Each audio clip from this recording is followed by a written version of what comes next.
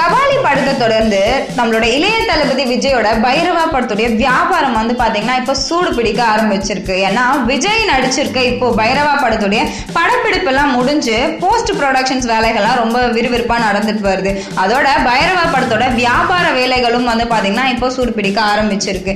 ஏன்னா பைரவா படத்தோட தமிழக விநியோக உரிமையை வந்து ஸ்ரீ கிரீன் ப்ரொடக்ஷன்ஸ் தான் வாங்கியிருக்கு. அந்த நிறுவனம் வந்து பாத்தீங்கன்னா ஏரியா வாரியா அதாவது பிரிச்சு விற்கிற வேலையை சூடு பிடிக்க ஆரம்பிச்சிருக்கு. கோவை விநியோக உரிமையை NH என்ற நிறுவனம் தான் வாங்கியிருக்கு. இந்த நிறுவனம் யார் அப்படின்னு பாத்தீங்கன்னா ரஜினி நடிச்ச கபாலி படம், சசிகுமாரோட கிடாரி, இந்த படங்கள் எல்லாத்தையுமே வாங்கின நிறுவனம் அப்படின்றது குறிப்பிடத்தக்க விஷயம். தற்போது பைரவா படத்தோட கோவை ஏரியாவோட விநியோக உரிமையை பாத்தீங்கன்னா 8 கோடி ரூபாய் கொடுத்து வாங்கியிருக்கு இந்த நிறுவனம். ரஜினியோட கபாலி படத்துக்கு அடுத்தபடியா இவ்வளோ விலை கொடுத்து வாங்கப்பட்ட படம் அப்படின்னா நம்மளுடைய பைரவா படம் அப்படின்னு சொல்லக்கூடியது.